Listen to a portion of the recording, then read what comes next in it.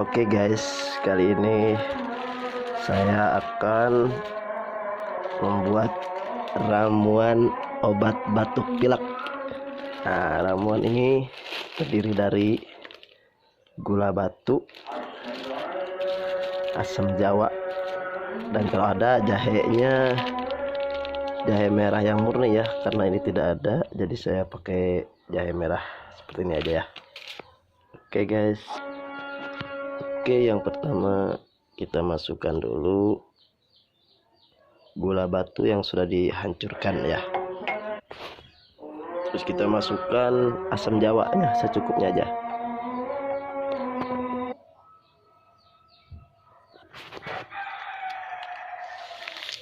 Nah, sekarang jahe merahnya kita masukin guys.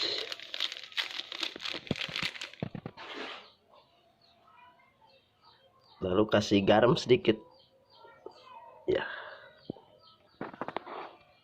baru kita seduh pakai air panas.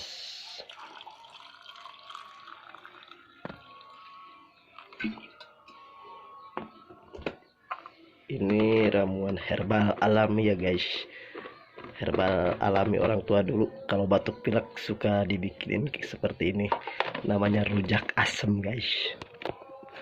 Oke, cukup sekian dari saya guys, mudah-mudahan manfaatnya ya, ada manfaatnya ya.